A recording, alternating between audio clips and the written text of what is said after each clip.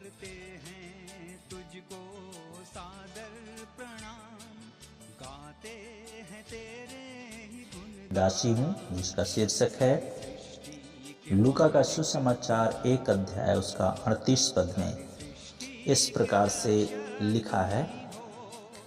मरियम ने कहा, देख, मैं तो प्रभु की दासी हूँ, तेरे वचन के अनुसार ही मेरे साथ हो।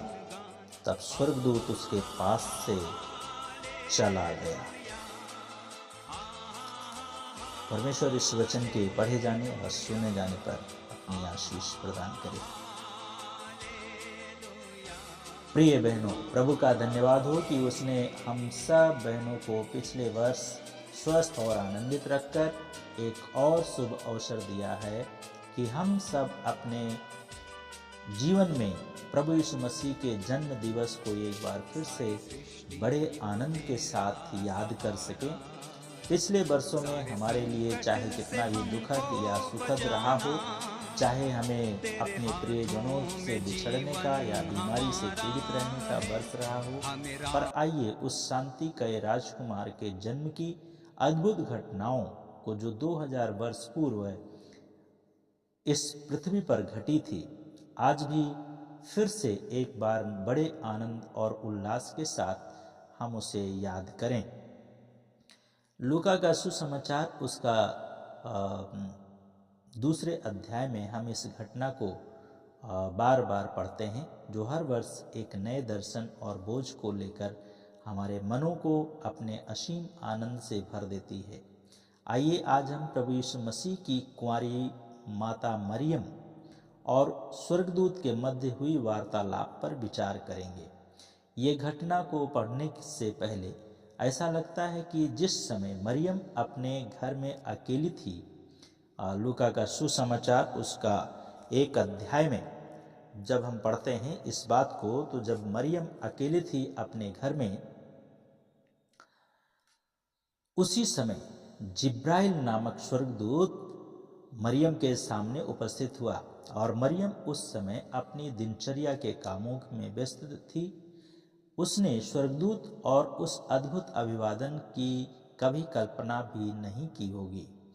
वह दिन कितना धन्य रहा होगा जब उसने स्वर्ग के संदेशवाहक से इस बात को सुना कि तुझ पर परमेश्वर का अनुग्रह हुआ है और प्रभु तेरे साथ है।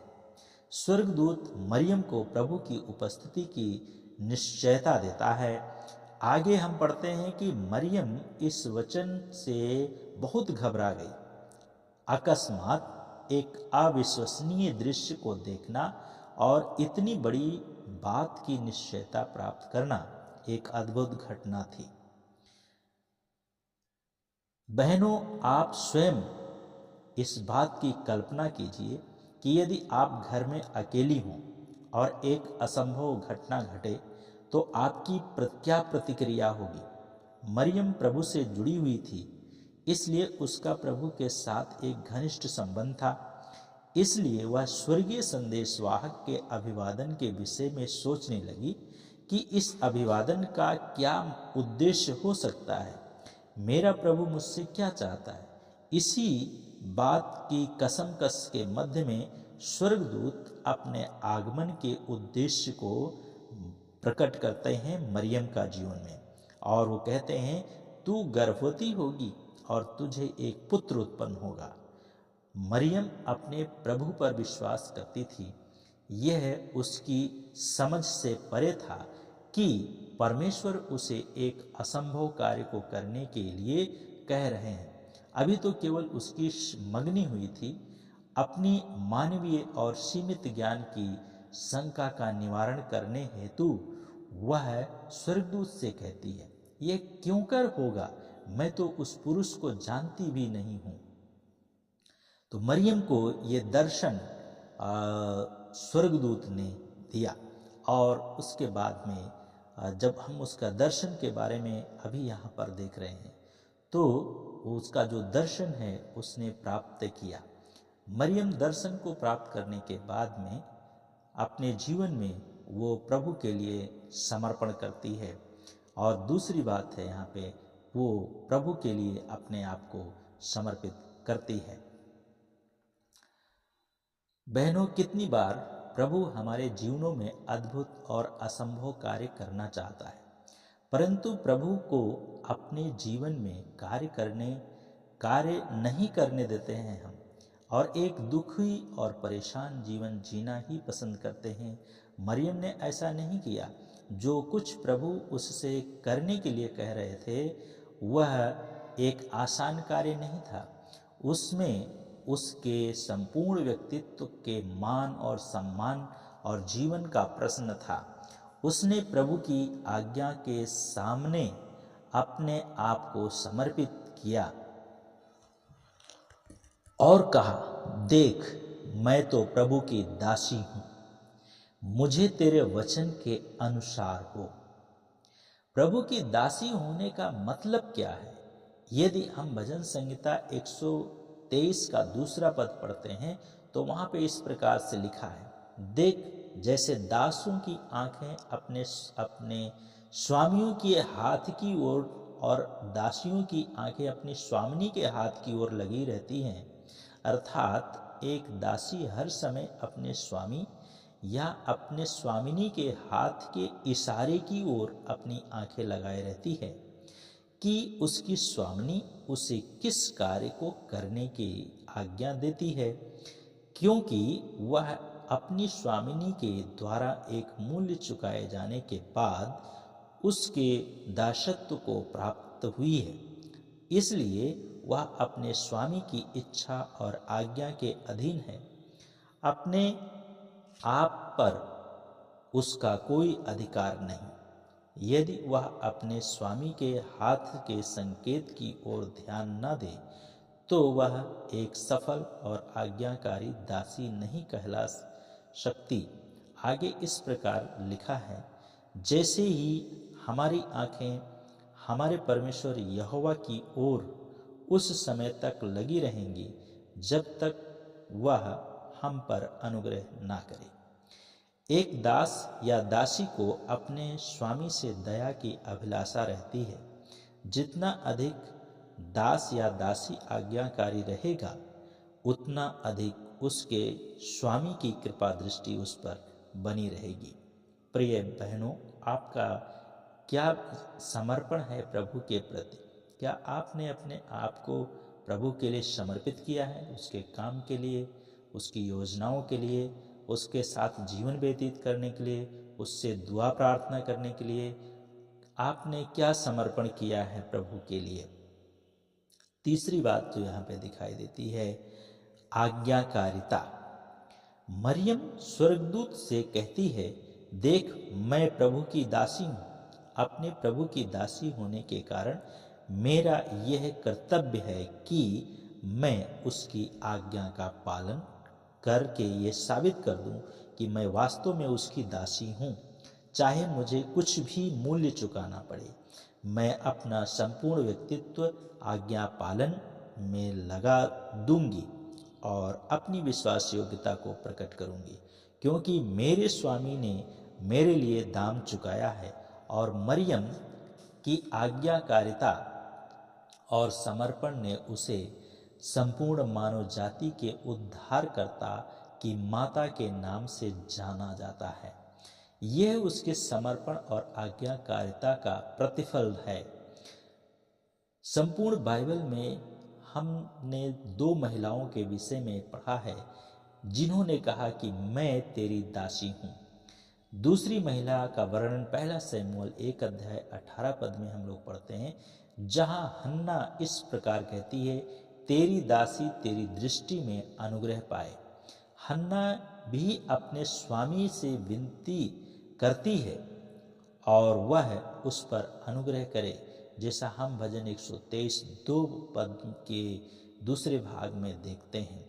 दासी की दृष्टि उस समय तक अपने स्वामी की ओर लगी रहती है जब तक वह अनुग्रह ना करे। क्या आप बहनों, आपका क्या हाल है? क्या आपका दृष्टि अपने प्रभु के साथ में है, ऊपर है उसके? इन दोनों दासियों की स्थिति अलग अलग थी। दोनों प्रभु की दासियां थीं। एक पर परमेश्वर ने अपना अनुग्रह कर दिया, तब दूसरी उसके अनुग्रह की प्राप्ति के लिए गिड़गिड़ाकर विनती कर रही थी, एक पुत्र की मांग कर रही थी। पवित्र पिता परमेश्वर दोनों को पुत्र की प्राप्ति का स्रोत बन गया था। प्रिय बहनों, यदि मरियम ने अपनी स्वामी की आज्ञा का पालन ना किया होता और अपनी आज्ञाकारिता के लिए समर्पित ना हुई होती, तो वह प्रभु की एक विश्वास योग्य दासी नहीं कहलाती, लेकिन उसने परमेश्वर के पुत्र की माता होने का सम्मान प्राप्त किया। आज्ञा पालन करने के द्वारा, समर्पण करने के द्वारा परमेश्वर कभी भी हमारे जीवनों में कोई काम जबरदस्ती से नहीं करते हैं। और यहाँ तक कि उसने उस मानव जाति को, जिसको अपने रक्त से पाप की दासता से मोल लेकर के एक स्वतंत्र इच्छा प्रदान की है, हमारी अनुमति के बाद भी प्रभु अपना कार्य आरंभ करते हैं। मरियम ने भी स्वर्गदूत पर अपनी सहमति इस प्रकार प्रकट की, मुझे तेरे वचन के अनुसार हो। सहमति को प्रकट करना हमारे जीवन में आज्ञाकारिता के साथ साथ में हमें अपने जीवन में सहमति को अगर हम सहमति नहीं प्रकट करेंगे तो परमेश्वर कार्य नहीं करेगा। और मरियम ने स्वर्गदूत पर अपनी सहमति इस प्रकार से प्रकट की, मुझे तेरे वचन के अनुसार हो। प्रभु का वचन शक्तिशाली है, सामर्थी है, और वह जो कुछ कहता है उसे करता भी है। संपूर्ण पवित्र शास्त्र इन प्रमाणों से भरा हुआ है। प्रभु ने कहा और सृष्टि की रचना हो गई। प्रभु ने कहा तू चंगा हो जा और चंगाई प्राप्त हो गई। प्रभु ने कहा कोढ़ियों से कहा तुम शुद्ध हो जाओ और वे शुद्ध हो गए, क्योंकि यूहन्ना 1:14 में लिखा है, वचन देहधारी हुआ और अनुग्रह और सच्चाई से परिपूर्ण होकर हमारे बीच में डेरा किया। इसी वचन को मरियम ने अपनी कोख में रखकर उसे देह धारण करने दिया, ताकि वह हमारे बीच में अर्थात मानव जाति के मध्य डेरा कर सके। स्वर्गदूत ने मरियम को इन शब्दों के द्वारा निश्चयता दी थी, जो वचन परमेश्वर की ओर से होता है वह प्रभाव रहित नहीं होता। मरियम को इस बात का निश्चय था कि यह परमेश्वर का वचन है और अवश्य पूरा होगा। इसलिए वह लूका 2 उसका 48 पद से आगे कहती है, क्योंकि उसने अपनी दासी की दीनता पर दृष्टि की। क्योंकि उसने अपने दासी की दीनता पर दृष्टि की। लूका 1:48 पद में वो मरियम कहती है, क्योंकि उसने अपने दासी की दीनता पर दृष्टि की, क्योंकि उस शक्तिमान ने मेरे लिए बड़े काम किए हैं और उसका नाम पवित्र है और उसकी दया उन पर जो उससे डरते हैं पीढ़ी से पीढ़ी तक बनी रहती है। यहाँ पे मरियम ने अपनी सहमति प्रदान की और उसके साथ साथ में हम देखते हैं कि परमेश्वर के साथ में जब हम सहमत हो जाते हैं तो परमेश्वर अपना कार्य पूरा करते हैं। प्रिय बहनों, आज इस व्यस्त संसार में हमारी आंखें किसकी ओर लगी हैं? हम किसके संकेतों पर अपना ध्यान केंद्रित किए हुए हैं? हमारा परमेश्वर कौन है? हम किसके दास हैं या दासी हैं? पहला कुरिन्थियों उसका 6 अध्याय और उसका 20 पद में लिखा है, क्योंकि तुम नहीं जानते हो, क्योंकि तुम दाम देकर मोल लिए गए हो, इसलिए अपनी देह के द्वारा परमेश्वर की महिमा करो।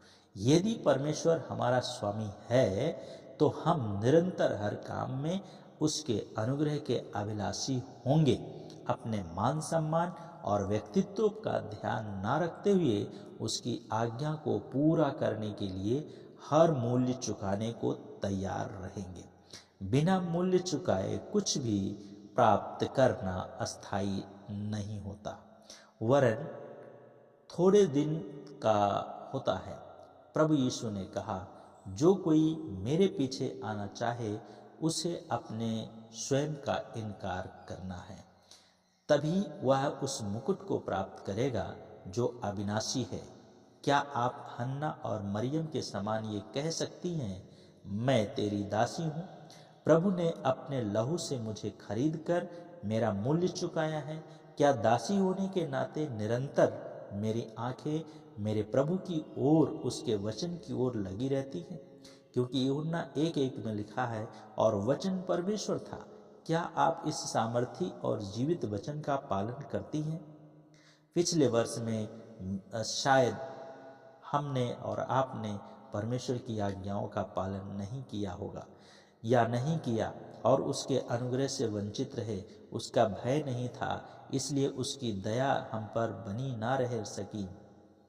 इसलिए हमने उसके बड़े सामर्थी काम अपने व्यक्तिगत और पारिवारिक जीवन और कलीसियाई जीवन में नहीं देख पाए। प्रिय बहनों, कुछ देर इस पर गंभीरता से विचार करें कि यदि इस कुंवारी दासी मरियम ने अपने जीवन की आज्ञा का उल्लंघन किया होता तो क्या यीशु की माता होने का सम्मान उसे मिलता? एक साधारण स्त्री ही होती। आज प्रभु ने उसकी आज्ञाकारिता के कारण उसे बहनों में श्रेष्ठ ठहराया। आज आप कहाँ हैं? क्या आप प्रभु की दृष्टि आप पर है? क्या आप उसकी आज्ञा का पालन करने में दृढ़ निश्चयी हैं? प्रभु करे कि हम सही अर्थ में उसके दास और दासियां सिद्ध हो सके और उसके चुकाए गए मूल्य के योग्य हम चल सके। परमेश्वर ने यहाँ पर हम देखते हैं कि मरियम प्रभु की दासी है और उसने दर्शन को प्राप्त किया स्वर्गदूत का, उसने अपना समर्पण किया। तीसरी बात, उसने आज्ञा का पालन किया। चौथी बात, उसने सहमति प्रदान की। प्रिय बहनों, क्या आपको दर्शन मिला है? क्या आपने समर्पण किया है प्रभु के लिए? क्या आप आज्ञाकारिता हैं या आज्ञा का पालन करती हैं? क्या आप अपने जीवन में परमेश्वर को काम करने के लिए सहमति प्रदान की है? तो निश्चय जानिए कि प्रभु यीशु मसीह आपके लिए इस संसार में आया, क्रूस पर वो मारा गया, गाड़ा गया और वो तीसरे दिन जी उठा और आज भी वो जीवित है आपके जीवन में, आपका परिवार में अद्भुत काम करने के लिए। सो आइए हम प्रार्थना करें।